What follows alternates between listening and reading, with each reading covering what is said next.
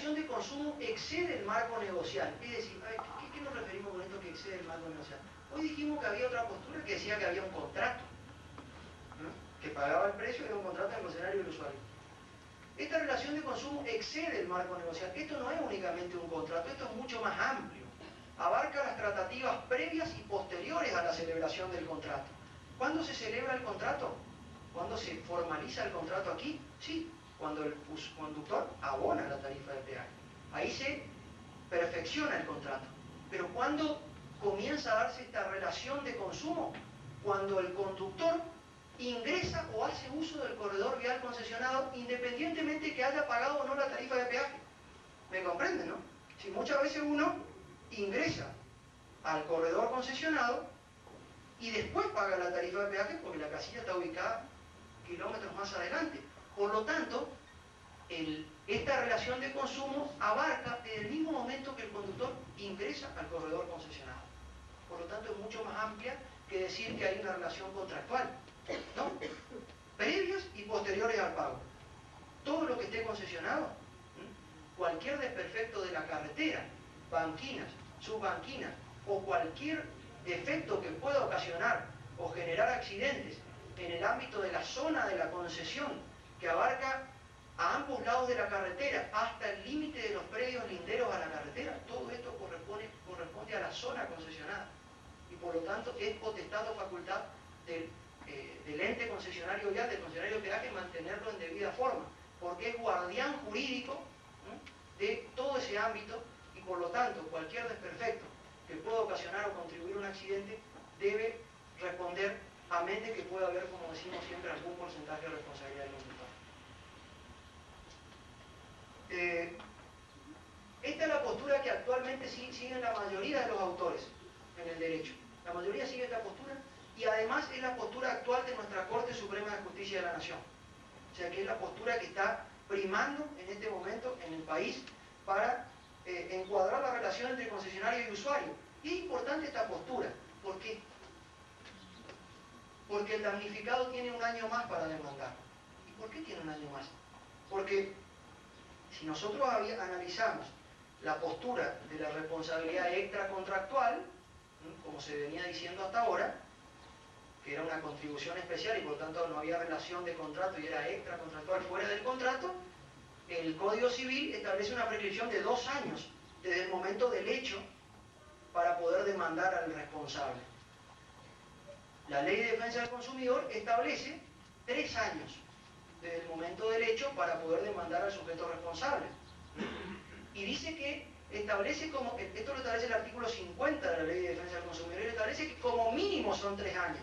Porque si hay otra ley que establece un plazo de prescripción mayor, debe aplicarse el plazo de prescripción mayor. En este caso, como entre el Código Civil y la Ley de Defensa del Consumidor, el mayor es el de la Ley de Defensa del Consumidor porque le da un año más para poder demandar, aplico la Ley de Defensa del Consumidor. Si fuera la inversa, si hubiera otra ley que estuviera relacionado con el hecho que establecería un plazo de prescripción mayor, siempre debe aplicarse el plazo más beneficioso para el damnificado.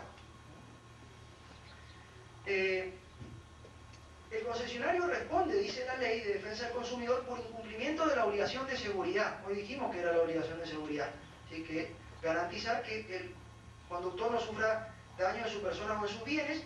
El servicio no debe presentar peligro para la salud o la integridad física del usuario.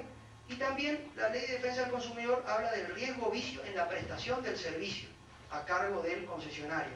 Cuando esa prestación genere riesgo o vicio y ese riesgo o vicio haya causado, contribuido a causar el accidente, puede generarse responsabilidad del concesionario. Además, dentro de las modificaciones introducidas en el año 2008 a la Ley de Defensa del Consumidor y del Usuario, es muy importante el establecimiento del beneficio de la justicia gratuita. ¿Y qué es esto? Se establece de que toda persona damnificada, todo usuario o consumidor damnificado, tiene derecho a usar este beneficio de justicia gratuita para el inicio de una actuación judicial o administrativa, si no tiene que pagar ninguna tasa judicial, porque tiene derecho al uso de esta justicia. Es decir, la ley presume la carencia de recursos, la insolvencia del usuario o del consumidor para los gastos iniciales del juicio o del reclamo administrativo. Mientras, si no aplicamos esta ley, sabemos que si queremos iniciar una acción de daños y perjuicios en los tribunales, o vamos a tener que pagar la tasa de justicia en relación al monto demandado, o bien vamos a tener que iniciar un beneficio de litigar sin gasto y acreditar sumariamente la insolvencia del damnificado. Acá la ley no me exige que yo pruebe la insolvencia, porque presume que el usuario y consumidor no tiene medios para iniciar, para iniciar un pleito, sea administrativo o sea judicial. ¿Cuáles son las obligaciones de las partes en el contrato de concesión? Del Estado concedente y del concesionario.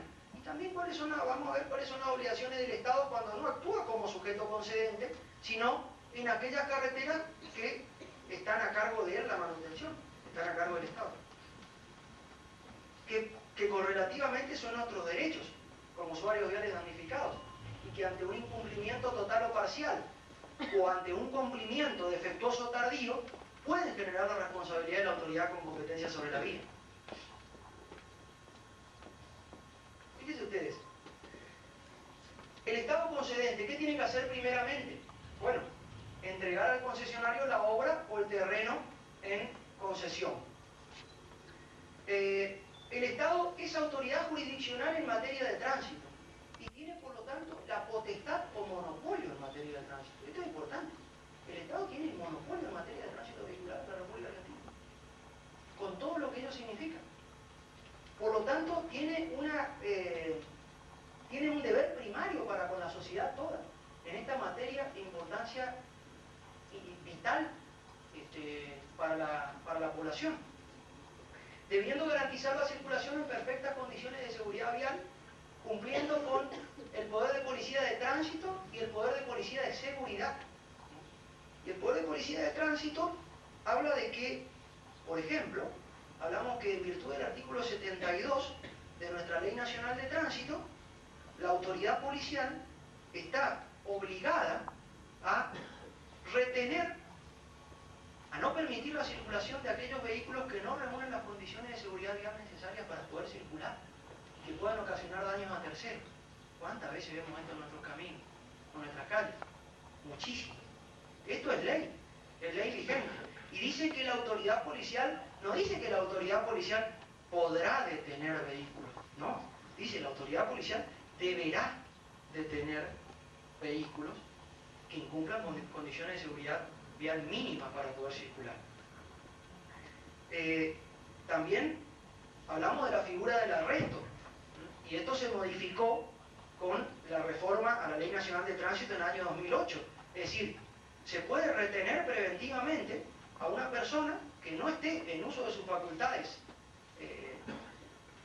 psicofísicas para poder circular, o sea, por droga, por alcoholemia. Es decir, puede utilizarse, debe utilizarse esta figura del arresto, de la detención preventiva, para evitar accidentes de la circulación.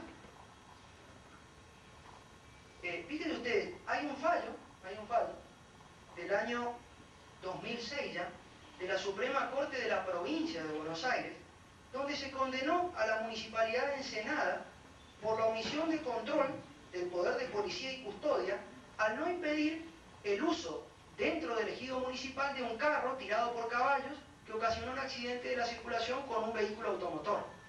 Entonces se dijo, bueno, la municipalidad incumplió con ese deber de policía de control y por lo tanto, además está decir que la persona que circulaba en el carro era insolvente.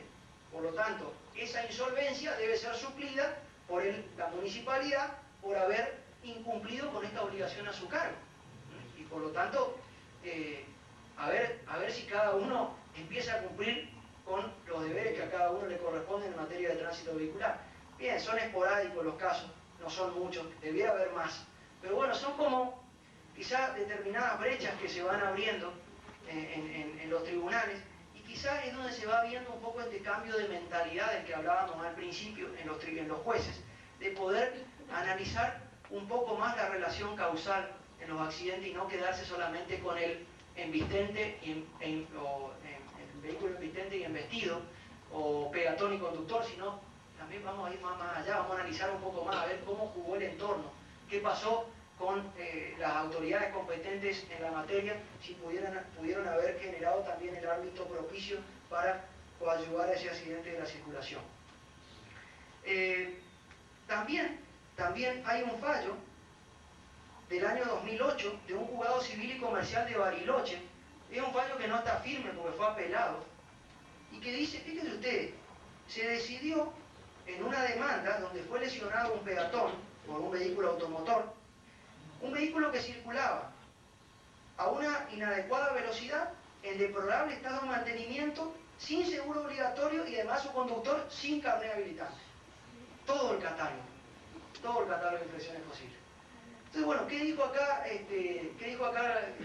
dijeron acá los tribunales? Bueno, además de la responsabilidad de este vehículo, de este conductor imprudente y que incumplía con todos estos requisitos de seguridad en cuanto a su persona y a su vehículo, también es responsabilidad de la Municipalidad de Bariloche, porque incumplió con la falta de control en permitirle el uso, la circulación de las calles a ese vehículo. Entonces, bueno, es una forma también de ir ampliando el abanico en esta cuestión, ir analizando todos los sujetos eventualmente responsables que están involucrados en la temática del tránsito. Analizando comparativamente, es muy reiterado lo que viene ocurriendo en nuestro país con diferentes modalidades delictivas utilizadas en la ruta, ¿no?, a los fines de acometer un acto ilícito, en que todas tienen como finalidad tratar de lograr la detención del automóvil para de esa forma acometer un determinado robo. Van desde las más conocidas hasta las más ingeniosas, ¿no? Es decir, colocar determinados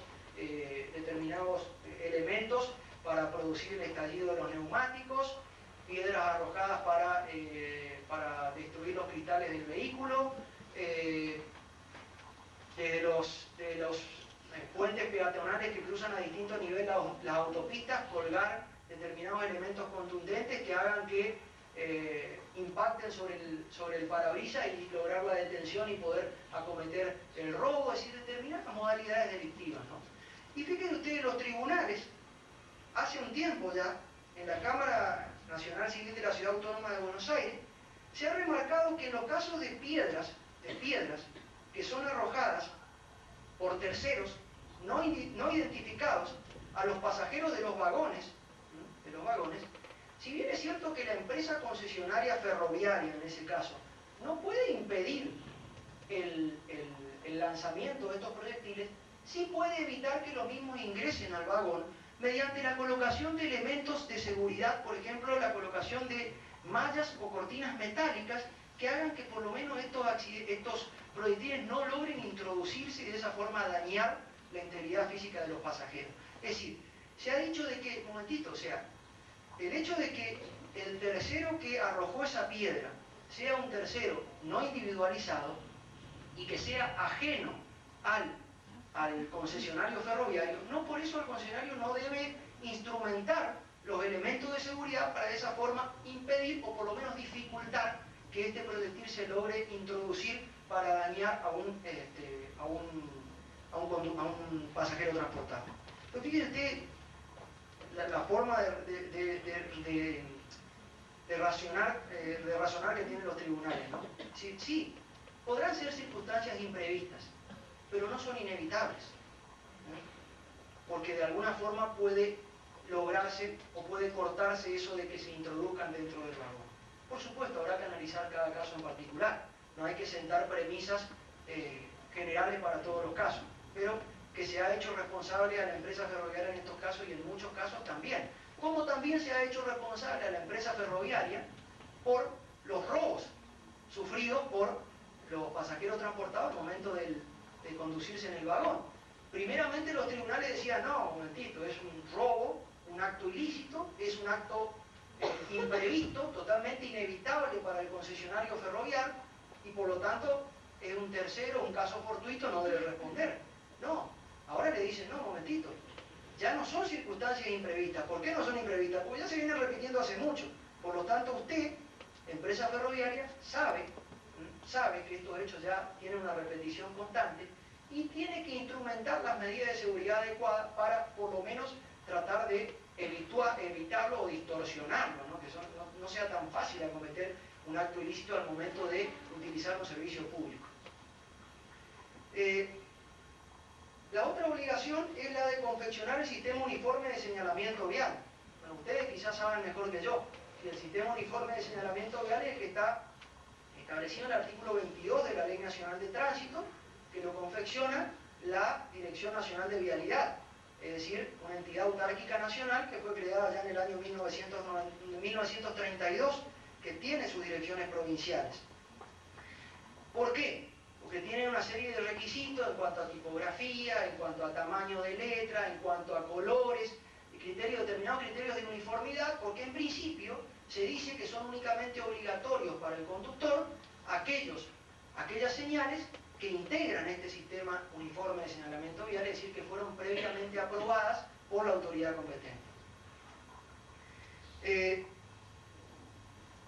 Después tiene también que fiscalizar el fiel cumplimiento de las obligaciones del concesionario a cargo del órgano de control de concesiones viales. Y esto es lo que dijimos hoy, ¿no?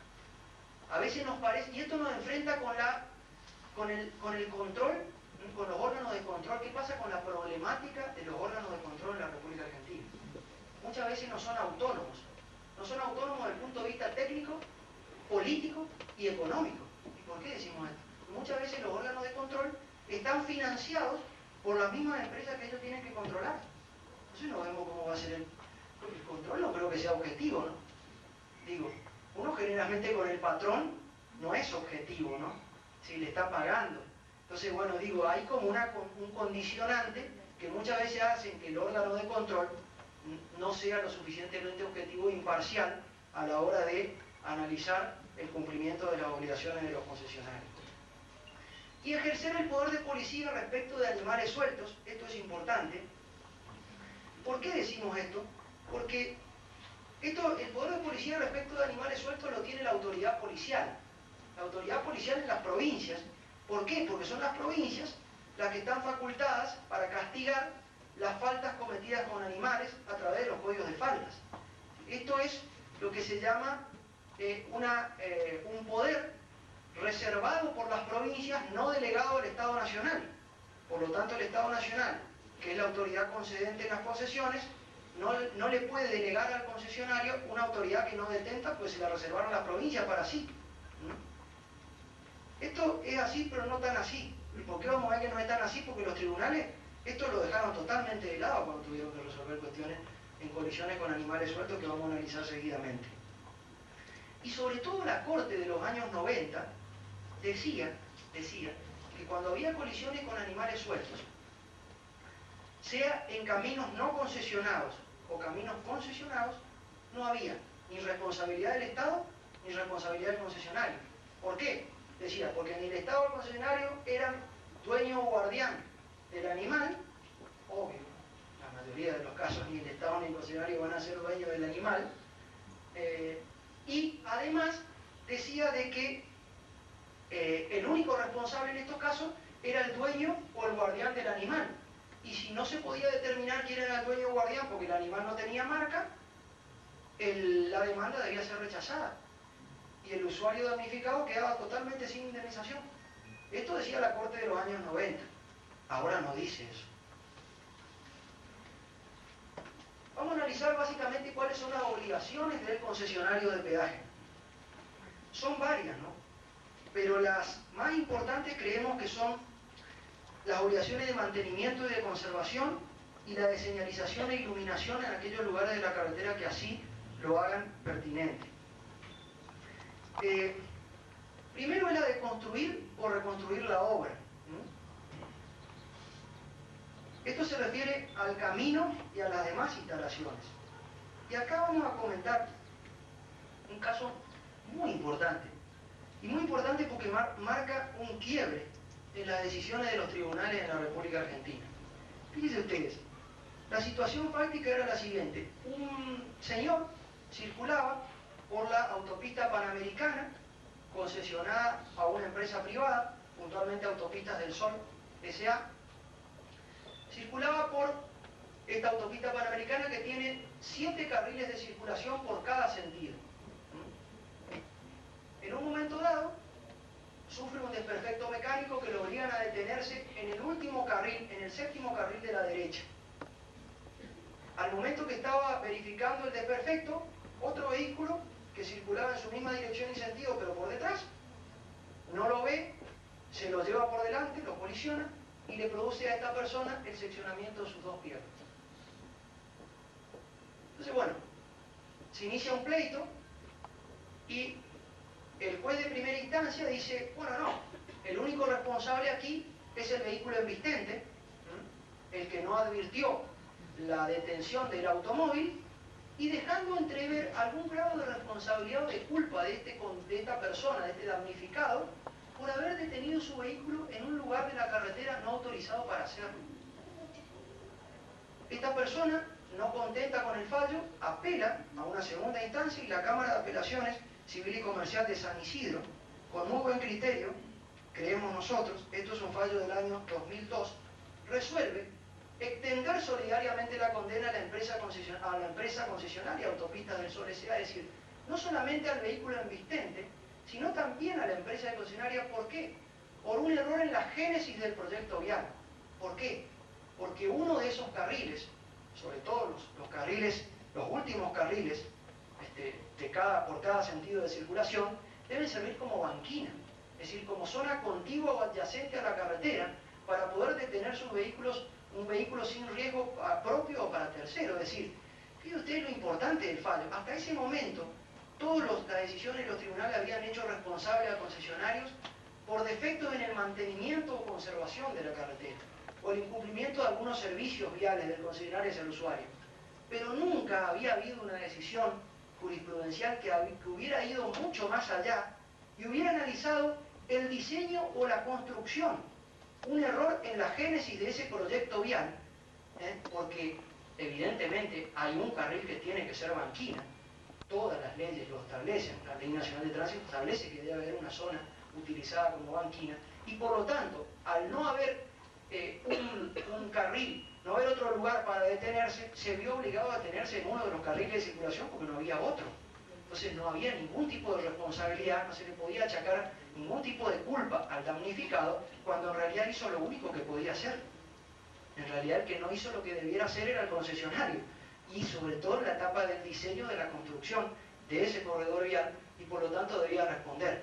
Por lo tanto, claro, la condena, fíjense ustedes, la condena fue con una indemnización de más de $500.000 pesos, más de 500.000 pesos de indemnización. Pues la empresa concesionaria Autopistas del Sol S.A. dice en su sitio de internet que por ese puesto de peaje pasan diariamente 500.000 vehículos pagando peaje. Entonces, bueno, si nosotros si recurrimos al análisis económico del derecho, que es lo que se dice a veces, dice, bueno, a ver, analicemos. Si en el término de un día, a razón de $1 por cada usuario que pasa diariamente, entonces en el término de un día o quizá unas horas menos, el concesionario paga esa indemnización. 500.000 vehículos diarios pagando peaje para Autopistas del Sol S.A. Entonces, bueno, también digo, por ahí, fíjense ustedes cómo se analiza la desproporción a veces de lo que es la ganancia con las indemnizaciones, y también, sobre todo, yendo mucho más allá, la desproporción entre la ganancia y la inversión que hace el concesionario para evitar accidentes de la circulación. Porque ese es el quid de la cuestión. Ese es el quid de la cuestión. O sea, exactamente, bueno, si esto hubiera ocurrido en otros países, por ejemplo, y me voy un poquito del tema, pero creo que vale la pena. En Estados Unidos rige la figura de los daños punitivos. ¿Qué son los daños punitivos? Y esto se ha utilizado mucho en los juicios contra empresas tabacaleras. En Estados Unidos han prosperado muchos juicios de personas que se han infectado de cáncer por haber fumado durante varios años cigarrillos, en virtud de que se había demostrado, en muchos casos, de que las empresas no informaban adecuadamente en el atado de cigarrillo cuál es el porcentaje de nicotina que tenía ese elemento para fumar, ese cigarrillo.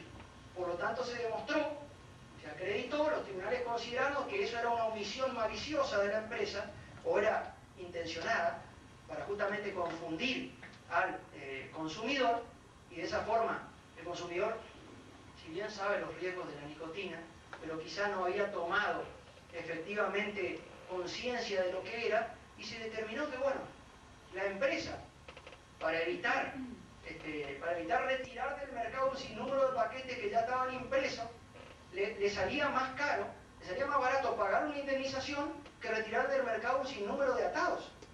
Por lo tanto, daño punitivo, 50 millones de dólares, pague de indemnización. Daño punitivo que no guarda relación con el daño al consumidor. Sí, al consumidor le vamos a dar lo que corresponde, pero además a usted, empresa, le vamos a obligar a que indemnice con daño punitivo por haber no retirado esos atados, esa cantidad de atados, y haberse beneficiado con esta venta simulada. Lo mismo ocurrió con el caso del Ford Pinto, que no sé si lo conocen. El caso del Ford Pinto se había generado en Estados Unidos en virtud de un vehículo que tenía un diseño de fábrica, un diseño defectuoso de fábrica con el tanque de combustible.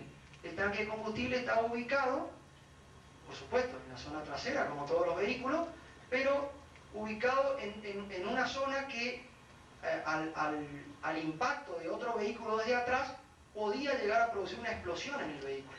Cuando tenía la luz de giro de la izquierda prendida. Exactamente, ahí me apunta Víctor. Muy bien, cuando tenía la luz de giro prendida. Fíjate, había ocurrido un accidente y la empresa Ford sabía de este diseño, de este defecto de diseño, sabía y no había retirado del mercado, y no había avisado esto, y no había retirado del mercado todos los vehículos porque evidentemente había hecho el análisis económico y había dicho, no, ¿cuánto me cuesta pagar indemnización? Y bueno, se me mueren 30 personas, pago tanto. La vida humana sí vale tanto. Pero si yo tengo que retirar del mercado cuánta cantidad de vehículos Ford Pinto, pierdo muchísimo. Me conviene dejarnos ahí, indemnizo después. No, bueno, los tribunales dijeron, bueno, como se demostró que usted sabía de este defecto y no lo retiró en forma oportuna y ocasionó un montón de daños, además de los daños que ocasionó a los damnificados, le impongo un daño punitivo excesivo, que fue, no me acuerdo, fue millonario, en virtud de esta omisión en el retiro. Entonces, fíjense ustedes cómo también los tribunales, a los fines de cambiar conductas en las empresas, utilizan estos daños punitivos. Hablando de daño punitivo, la Ley de Defensa del Consumidor y del Usuario también incorpora el daño punitivo en la reforma del 2008, pero con un monto acotado. Bueno, vamos a ir analizando cuáles son las otras obligaciones del concesionario. La obligación de mantener y conservar la obra, en todo lo que se refiere a la zona del camino. Y hoy hablamos todo lo que incluía la zona del camino. Esto incluye pavimento, banquinas, subbanquinas, desagües, iluminación y semaforización, corte de pastos y malezas, señalamiento, barandas de defensa, etc. Todo lo que involucra el área de la concesión. Y pueden ser, como decíamos hoy, cualquier defecto inherente a la materialidad de la carretera, o puede ser cualquier obstáculo extraño a la materialidad de la carretera, sea fijo o móvil, y esté en estado sólido, líquido o gaseoso. Estar provisto de todas las instalaciones, equipos y personal necesario para las tareas de construcción y mantenimiento de la obra. Prestar los servicios en forma ininterrumpida durante las 24 horas y con un alto nivel de eficiencia, dicen los pliegos de concesión. Así, por ejemplo, el reglamento del usuario para el acceso a la ciudad de Buenos Aires creó el Centro de Atención Permanente al Usuario Vial, con una guardia telefónica permanente para casos de emergencia y para casos de despejes de la carretera o señalización de lugares donde haya ocurrido algún accidente en la circulación, para tratar de liberar lo más pronto posible en condiciones de seguridad esa zona.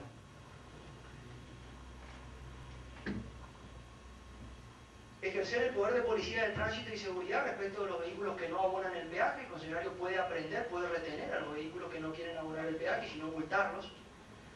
También ejercer el poder de policía de tránsito y seguridad vial en forma supletoria, dicen los contratos de concesión, ante la ausencia de la autoridad pública. Esto reviste particular importancia práctica respecto de los animales sueltos. Y ahora vamos a analizar cuáles son las problemáticas que les pueden dar. Colocar señalizaciones de emergencia en los casos de suspensión total o parcial de la circulación vehicular o en aquellos lugares o áreas, de, por ejemplo, de obras de la carretera que así lo requieran. Ahora, respecto de esta señalización, es importante destacar que esta señalización, además de cumplir con su finalidad preventiva, es y debe ser temporaria. ¿Por qué decimos que debe ser temporaria? Porque debe cumplir su finalidad solo durante el tiempo que dure la suspensión total o parcial de la circulación vehicular o una determinada obra o reparación en la zona del camino. Porque si no, el perfecto cumplimiento de la obligación de señalización preventiva del concesionario le serviría a él como excusa para incumplir o cumplir tardíamente con las obligaciones de mantenimiento, conservación o reparación de la carretera. Claro, ojo, zona de obras. La obra se tenía que terminar en 2 meses, lleva 2 años. Y sigue el cartel, ojo, zona de obras. La señalización preventiva es y debe ser temporaria. Porque si no, eso se está utilizando de alguna forma como una cláusula encubierta de exhibición de responsabilidad del concesionario y se traslada al usuario en virtud de no haber advertido una determinada señalización. Es decir, ojo, la señalización es preventiva y temporaria, hablamos de señalización de emergencia, no la permanente, ¿no? Claro, es más fácil señalizar que reparar, por supuesto, pero no a costa del usuario. En nuestro país abundan muchos algunos carteles que dicen peligro, camino resbaladizo. ¿Y qué hacemos para hacer que el camino no sea resbaladizo? No basta con la señalización. Peligro, camino sin demarcación. ¿Y para cuándo lo pintamos? Peligro, camino con ondulaciones. Y el aquaplaning sigue causando accidentes. Sí. La señalización preventiva por un tiempo limitado. Porque si no se transforma en permanente y ahí ya vamos a otro régimen. Instalar y mantener las señales de tránsito permanentes. La permanente. Sean las horizontales, las aéreas y las verticales. Con la señalización de tránsito se genera un diálogo mudo entre la autoridad competente y el usuario vial. La autoridad competente le plantea una determinada situación y el usuario vial puede actuar obedeciéndola o ignorándola, con las consecuencias favorables o desfavorables para él que pueda traer aparejado en caso de un accidente de la circulación, en caso de no obedecer esa señal de tránsito permanente en este caso, ¿no?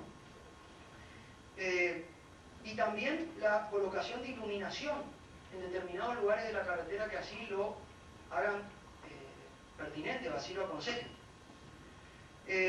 Acá también tenemos que diferenciar, acá también, así como hicimos en la preventiva, que una cosa es la preventiva y otra cosa es la permanente, acá también debemos analizar. Una cosa son las obligaciones del concesionario en la instalación y manutención de señales permanentes y otra cosa son las obligaciones de conducta cívica que puede tener un usuario al momento de conducir por el espacio vial, de avisarle a la autoridad policial o al concesionario de algún peligro que esté por ocurrir en la zona de la carretera. Es decir, a ver, cartel típico, peligro, animales sueltos, avise al concesionario de peaje. Sí, yo como usuario vial puedo avisar al concesionario de peaje, pero no estoy obligado a avisar al concesionario de peaje que hay un animal suelto. En todo caso, será una conducta cívica o me moverá una conducta moral, pero el obligado a cumplir con la obligación de patrullaje y de retiro de los animales es el concesionario de peaje, por obligación legal. Entonces, momentito, que una cosa es la obligación del concesionario y otra cosa son los deberes de colaboración del usuario con el concesionario. Porque de lo contrario también pretendemos con esos carteles cargar subliminalmente sobre las espaldas del usuario obligaciones que legalmente le corresponden al concesionario. Y ahí se trastoca todo.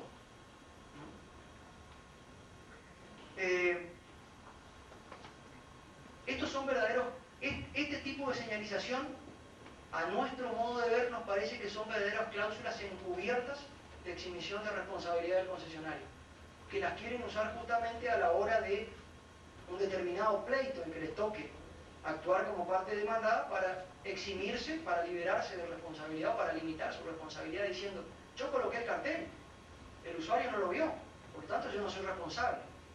Esto me hace acordar, hace mucho ya, nuestros tribunales, en los consorcios muchas veces se decía: atención, el consorcio no se hace responsable por los daños ocasionados por el uso del ascensor. Uno iba, tenía un accidente en el ascensor, no, momentito, esa es una cláusula encubierta de exhibición de responsabilidad por adelantado, por lo tanto es nula de nulidad absoluta. Yo voy con mi vehículo a un garaje y en el garaje hay un cartel que dice: el garagista no se hace responsable por los daños que sufra el vehículo cuando esté depositado en el garaje. Eso es nulo. Es una cláusula de exhibición de responsabilidad de antemano.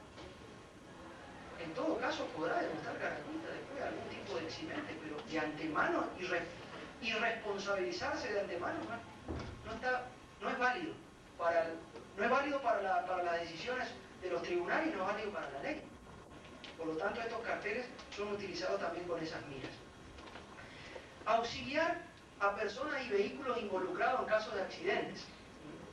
Y hoy dijimos que había auxilio médico, primeros auxilios, servicio de remolque, sistema de extinción de incendios, sistema de postes parlantes ubicados a la vera del camino para alguna cuestión de seguridad, de emergencia. Por lo tanto, pudiera ocurrir, y por el momento no tenemos conocimiento que haya alguna decisión de algún tribunal que así lo haya determinado, aunque pueden haber demandas que no lo sabemos, pero no se resolvió todavía. Pudiera ocurrir que en el caso de que el usuario damnificado que ha sufrido un accidente de la circulación en el corredor concesionado demuestre que el concesionario no estaba provisto de estos elementos, de, por ejemplo, una ambulancia o un remolque para acudir a la emergencia de forma oportuna, y esa omisión o haber ocurrido al lugar del hecho en forma tardía pudiera haber agravado el daño sufrido por el usuario, y él demuestra que hay una adecuada relación de causalidad entre esa omisión o ese auxilio inoportuno en llegar al lugar y el daño, pudiera haber responsabilidad del concesionario de peaje en esos casos también. Ojo, pues estamos hablando de un incumplimiento de una obligación o del cumplimiento tardío o defectuoso de la obligación de auxilio que tiene el concesionario en una determinada circunstancia puntual. Hay que analizar cada caso concreto, pero pudiera darse el caso. Suspender total o parcialmente la circulación vehicular cuando circunstancias climáticas extraordinarias así lo aconsejen. Bueno, esto básicamente, las cuestiones más dadas en la práctica son el tema de la niebla. La niebla, sobre todo, muchas veces mezclada con la quema de basurales o pastizales ubicadas a la vera del camino, o también mezclada con el humo de fábricas provenientes a la vera del camino. También pudiera darse que factores que todos coadyuvan en la reducción de la visibilidad. Entonces, ¿cómo tiene que actuar el concesionario? Bueno, suspendiendo la circulación vehicular hasta tanto se reduzca este factor climático, o así lo mismo ocurre en los aeropuertos. Cuando el aeropuerto está inoperable por niebla, la autoridad aeronáutica lo cierra y deriva los aviones hacia otro aeropuerto. De la misma forma de actuar el concesionario, cierra la autopista hasta que disminuya el fenómeno. Si no lo cierra, si decide no cerrar la autopista, debe proveer al usuario de los denominados coches guía. ¿Qué son los coches guía? Son aquellos vehículos que marchan delante, marcando la marcha del pelotón de vehículos que marcha atrás, evitan el sobrepaso, que puede ser fatal en momentos de niebla, y tienen una señalética especial que es advertible en momentos de niebla. O también, mediante la utilización de detectores de niebla. Los detectores de niebla son sensores ubicados a la vera del camino, que a su vez retransmiten una señal a los casos que le fueron llevando a los tribunales los usuarios damnificados. Como con muy buen criterio, y tratando de analizar cada caso en particular, fueron resolviendo, en unos casos a favor o en otros casos en contra del usuario, pero en la mayoría de los casos a favor, en situaciones, en accidentes sufridos por los usuarios, en determinadas situaciones fácticas, en un sinnúmero de situaciones puntuales que le fueron apareciendo. Primeramente los tribunales dijeron que era responsable el concesionario por un defecto de desperfecto material inherente a la carretera. Y hoy hablamos de baches, montículos, ondulaciones, por un defecto de señalización o de iluminación, como incumplimiento de las obligaciones de mantenimiento o conservación a cargo del concesionario que pueden generar ese accidente de la circulación. Y así nos acordamos de un fallo, ya del año 95, donde los jueces decían que la causa del siniestro debía radicar en algo inherente a la ruta en sí misma, en el año 95, inherente a la ruta en sí misma. O debía radicar el fallo, dice, en la falta de indicación o señalización, iluminación o demás elementos que ordinariamente posibilitan la normal circulación de automotores. Este es un concepto que se repite siempre. Elementos que posibiliten la normal circulación de automotores. Si no hay elementos que posibilitan esta normal circulación, puede haber responsabilidad del concesionario. También en otro fallo se resolvió extender solidariamente la condena al concesionario de peaje en virtud de las lesiones sufridas por el actor, por la persona que estaba demandando, en virtud de que se ingresó a la autopista un vehículo en contramano en virtud de una deficiente señalización en una zona de obras de la autopista. Fíjate, por un defecto de señalización un vehículo se introdujo en contramano en una autopista, colisionó de frente y esta persona demandó a el vehículo que lo colisionó, pero también al concesionario de peaje por un defecto en la señalización, que generó esa confusión.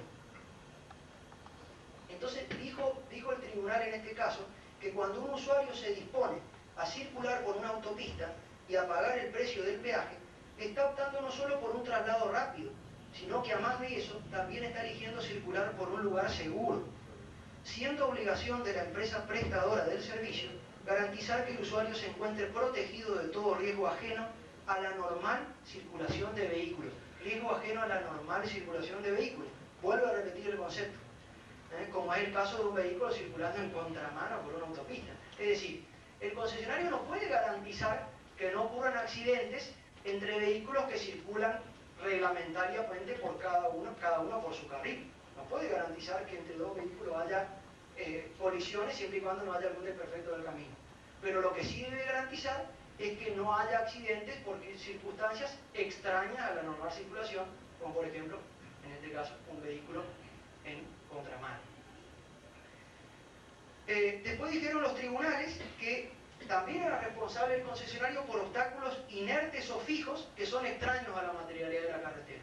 Y aquí hablamos de cualquier obstáculo, piedras, restos de siniestros viales, cualquier sustancia autodeslizante que pueda hacer que el vehículo se despiste de la carretera. Y aquí los fallos más importantes fueron los que hicieron responsable el concesionario por hidroplaneo o aquaplaning, por ondulaciones amalgamadas con agua, con espejos de agua, y por despistes de la carretera ocasionadas por sustancias autodeslizantes, barro, aceite, manchas de combustible. Y fíjense lo que dijeron los tribunales. Dijeron, sin importar tres cuestiones. Primero, no me sirve que el concesionario me dice que tiene un corredor de 400 kilómetros y que una mancha apareció en el camino 380. No le sirve, la extensión del corredor concesionario no importa. No importa cuánta extensión tenga que controlar el concesionario. Segundo, no importa tampoco la prueba del tiempo en que estuvo esa sustancia autodeslizante ahí. Claro, el concesionario puede decir, no, pero pasó un camión hace 5 minutos y el auto venía atrás, entonces el camión es el responsable. ¿Y el camión dónde está ahí? No sé quién es. No importa. Si fue hace 5 minutos o esa mancha estuvo hace 3 horas, no hay exhibición de responsabilidad del concesionario. Y tampoco dijo que tampoco interesa la individualización de ese sujeto que dejó ese obstáculo en la carretera. No me interesa, porque generalmente no va a ser identificado. Porque alguien que deja un obstáculo, cualquier tipo de obstáculo en la carretera, muy rara vez será identificado. Entonces, todo eso no le sirve al concesionario para liberarse de responsabilidad. Y aquí hay un fallo, hace poco tiempo, la Cámara Federal de Salta dictó un fallo muy importante, porque fíjense ustedes, se trataba de un caso en donde resultó víctima fatal el chofer y el acompañante en un vehículo de transporte público de pasajeros que colisionó con otro vehículo en la carretera, en virtud de haber ingresado una cortina de humo generado por un defecto, por un incendio, de la quema de pastizales y de campos, que se venía prolongando y que venía ocurriendo ya hace varios días en la zona del camino. Entonces, bueno, dijo la Cámara Federal de Salta que además de haber responsabilidad del conductor de este transporte público por la velocidad inadecuada a la que circulaba en ese lugar de la carretera, en donde se exigían velocidades menores, por esta reducción de la visibilidad, también había responsabilidad del concesionario por haber omitido varias cuestiones, dijo. Primeramente por haber omitido la señalización preventiva o de emergencia en ese lugar y el destinar personal que pueda alertar a los conductores acerca de la magnitud del incendio, propagado hace varias horas en ese lugar. Entonces había un defecto de información del concesionario al usuario y por lo tanto se demostró que en virtud de ese defecto de información debía responder en el 50%, es decir, le dio 50% de responsabilidad al conductor del transporte público y el 50% restante del hecho se lo dio a la empresa concesionaria vial. Y también porque además la concesionaria no contaba con camiones hidrantes o con autobombas para sofocar incendios, que habíamos dicho que era una de las obligaciones que tienen los concesionarios de peaje, que es el sistema de extinción de incendios.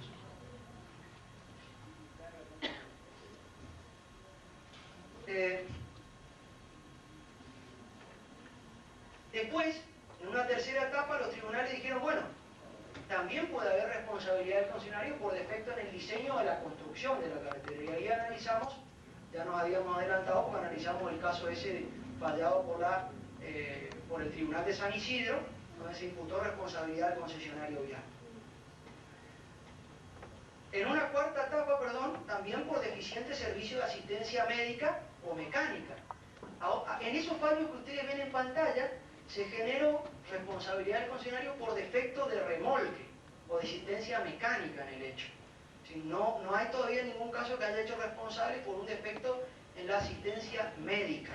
Eso no hay todavía, pero son todos fallos de incumplimiento de la obligación de remolque del concesionario de peaje, o incluso en algunos fallos también de ahí, que ustedes ven en pantalla, se hizo responsable por un defectuoso servicio de remolque, es decir, por haber concurrido al lugar con un vehículo que no estaba preparado para este servicio de remolque y que había generado daños adicionales en el vehículo que ya había sido detenido por un desperfecto mecánico.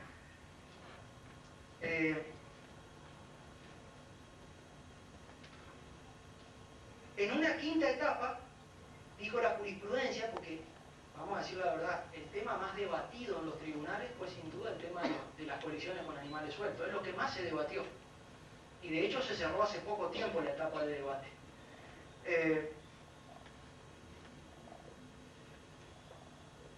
Se cerró hace poco tiempo y decimos que ¿por qué se cerró hace sí? Me dicen que tengo que redondear. Es difícil redondear sobre este tema, pero bueno, vamos a intentar. Decimos que se cambió hace poco tiempo la postura porque anteriormente los tribunales decían que el concesionario no era responsable y que el Estado tampoco era responsable en materia de colisiones con animales sueltos. De hecho, los tribunales siguen diciendo que el Estado no es responsable. El Estado no es responsable ni en ruta concesionada ni en ruta no concesionada por colisiones con animales sueltos. Y nunca van a ver ustedes una sentencia de un tribunal que haya hecho responsable al Estado nacional o provincial, ni tampoco a la Dirección Nacional de Vialidad o las provinciales de vialidad por colisiones con animales sueltos, jamás. Solamente van a haber fallos de los tribunales que han hecho responsables a la autoridad municipal por colisiones con animales dentro del ejido municipal. Ahí sí, pero no en las rutas fuera del ejido municipal. Lo que sí hubo un importante cambio de postura, de la Corte Nacional, decimos, en los fallos Ferreira contra Vicó, que es un fallo del 2006, y después otro fallo posterior que es Pereira de Bianchi contra Camino del Atlántico. Ferreira contra Vicó, nosotros no tenemos sentido orgulloso. ¿Y por qué le digo esto? Porque Ferreira contra Vicó se inició ante los tribunales del Chaco. O sea, este juicio, este accidente se dio en la ruta que une Resistencia con Corrientes, ¿no? Era la carretera interurbana, ahora la autovía. En ese momento era una ruta de doble mano. Ahí se generó el accidente, toda esta persona demandó al concesionario, primera instancia, segunda instancia, Superior Tribunal de Justicia del Chaco, todos le dieron por la cabeza al concesionario. El concesionario es responsable. El concesionario llegó a la Corte por un recurso extraordinario federal, y la Corte que dijo, bueno, ahí dijo, bueno, vamos a ver qué hago, ¿sigo con mi anterior postura de la Corte de los 90, donde decíamos que el concesionario no era responsable, o cambio la postura? La Corte con muy buen criterio dijo, vamos a cambiar la postura. ¿Cómo vamos a cambiar la postura? Y dijimos, bueno, vamos a cambiarla diciendo que hay una relación de consumo entre el concesionario y el usuario, con toda esta amplitud de la que vimos hoy, de la que hablamos. Es decir, de que cuando comienzo a usar el corredor vial concesionado, ya estoy cubierto por algún tipo de incumplimiento de obligaciones que puedan ocasionarme un daño. Puede haber responsabilidad de mi parte también, ¿no? La prescripción en la acción es de 3 años. El peaje es un servicio público, por lo tanto entra dentro de la Ley de Defensa del Consumidor y del Usuario. Y acá hay algunos fallos que se diferencian. Si bien todo hace una mayoría, pero Zaffaroni dice que el concesionario responde contractualmente y en forma objetiva. ¿Sí? Siempre hay responsabilidad del concesionario, salvo que él me pruebe la culpa de la víctima, la culpa de un tercero o el caso fortuito. Si el concesionario me prueba estas 3 cosas, o sea, que el acontecimiento fue imprevisible o que previsto no ha podido evitarlo, se libera de responsabilidad. Es difícil probar eso. Es muy difícil, casi imposible. Y Lorenzetti, un poco más razonable con su voto, dice que la previsibilidad o la exigencia o la obligación del concesionario va a variar de un caso a otro teniendo en cuenta las circunstancias puntuales de cada caso. ¿Por qué dice él? Hay que analizar cada concesión, cada corredor concesionado. No todos los corredores tienen las mismas características operativas, no todos tienen la misma extensión lineal, distintos flujos de tránsito, distintos trazados geométricos, pasan por distintos lugares geográficos. Es decir, cada concesión tiene sus características particulares. También debemos analizar el trazado o el diseño de la vía en cuestión. Si se trata de una autopista pura o cerrada, si se trata de una semiautopista, si se trata de una ruta de doble vía de circulación. Y ustedes saben las diferencias que hay porque los estándares o niveles de seguridad vial no son iguales en estas 3 vías. La autopista pura o cerrada es la vía multicarril con delimitación física de los diferentes sentidos de circulación, con cruces a distinto nivel con otra calle o ferrocarril y con delimitación de ingreso de los predios linderos a la carretera. Está delimitado el ingreso, o sea que es mucho más seguro el tránsito por una autopista que por una ruta de doble mano de circulación. Y las semiautopistas son iguales que las autopistas, la única diferencia es que los cruces son al mismo nivel con otra calle o ferrocarril. Entonces los estándares de seguridad son diferentes y va a variar la previsibilidad o lo que le vamos a exigir al concesionario. Es decir, a mayor obligación asumida por el concesionario, mayor responsabilidad consecuente en caso de incumplimiento de sus actos. A menor responsabilidad o menor estándar de seguridad, la responsabilidad quizás será menor también. ¿Qué dijo la Corte? Aplicó sin querer decirlo el principio de confianza en la normalidad o seguridad del tránsito o del tráfico. Este es un principio que forma parte de los principios propios y exclusivos del derecho del tránsito. Y esto significa que el usuario confía que durante la circulación por determinado corredor vial, el concesionario va a cumplir adecuadamente con todas las obligaciones a su cargo y en consecuencia no va a sufrir daños en su persona o en sus bienes al momento de trasladarse por el espacio vial. Es decir, en virtud de este principio se invierte la carga de la prueba y no es el usuario damnificado el que tiene que demostrar el daño, sino es el concesionario el que me tiene que demostrar que adoptó y agotó todas las diligencias y medidas de seguridad vial conducentes para evitar el accidente y que no obstante él igualmente ocurrió el mismo. Fíjense cómo se invierte la carga. no les piden al usuario que pruebe el defecto. No, pruébeme usted, concesionario, que ese defecto, que usted cumplió con las medidas de seguridad y que no obstante ello, por más que hubiera estado el defecto, el accidente igual se hubiera producido. Es diferente. Y después dijo que el accidente de tránsito ocurrido con animales sueltos en rutas concesionadas no constituye un caso fortuito para el concesionario. No es un evento imprevisible. ¿Por qué? Porque hay sin número de accidentes con animales sueltos. Ya no es el primer caso. Por lo tanto, el concesionario ya tuvo años y años para tratar de prevenir esta cuestión de riesgo, o para tratar de generar una autoinformación, o para tratar de elaborar mapas de riesgo en determinados lugares de la carretera que pueden favorecer más a las colisiones con animales, para de esa forma volcar una adecuada información, cumplir con el adecuado deber de información al usuario vial damnificado, que no sirve únicamente con el cumplimiento de un cartel estático ubicado en forma vertical a la vera del camino diciendo: ojo, en caso de animales sueltos avisa al concesionario de peaje, cuando ni siquiera me dicen el teléfono donde puedo avisar en forma oportuna o la casilla de peaje que está a 50 kilómetros más adelante.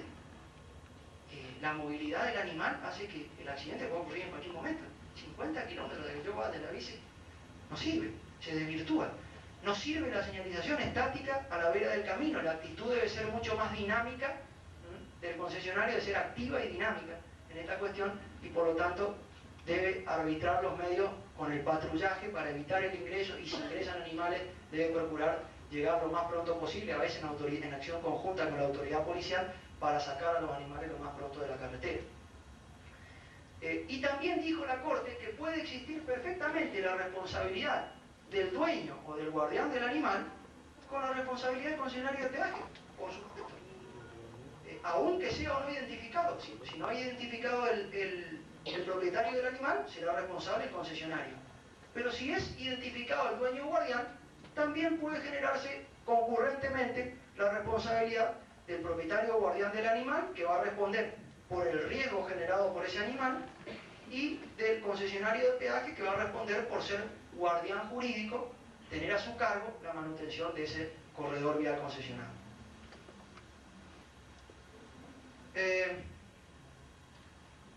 Para terminar, porque no me quiero ir sin decir esto, porque me parece importante, hay casos que se vienen generando en la jurisprudencia y son muy importantes porque están marcando nuevos rumbos.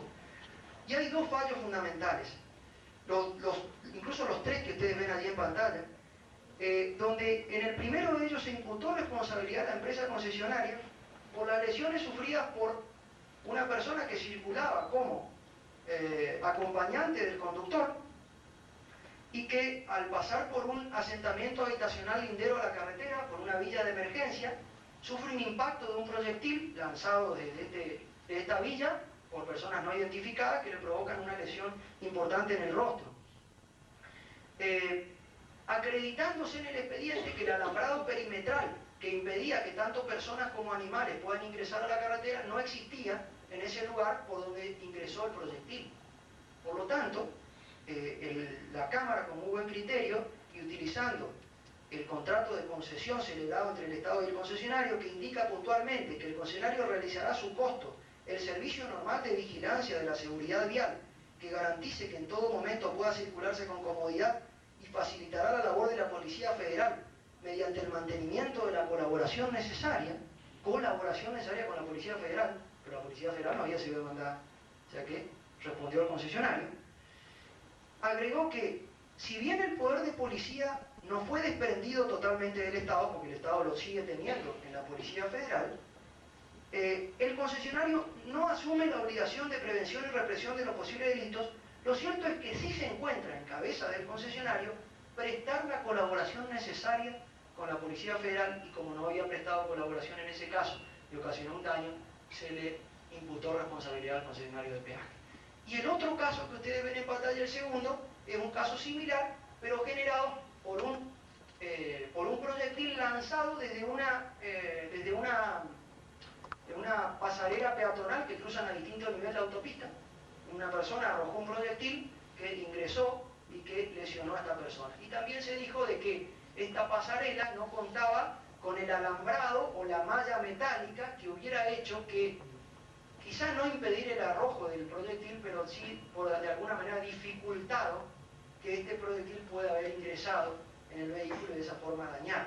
Es decir, y ustedes ven hoy por hoy, a la entrada de Buenos Aires, las autopistas, todas las pasarelas peatonales tienen la malla metálica.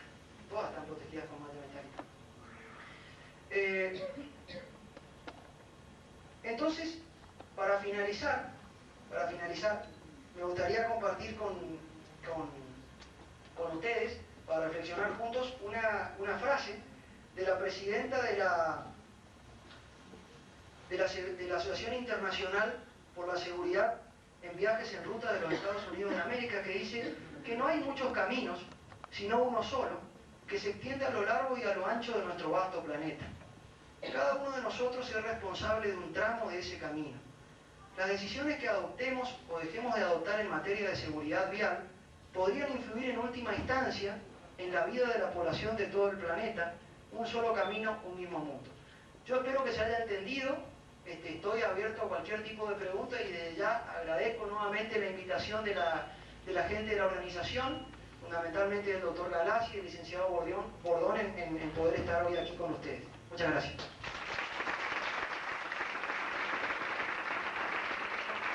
También profesora de la materia Seguridad Vial en la maestría en Ciencias de la Ingeniería de la Universidad Nacional de Córdoba y consultora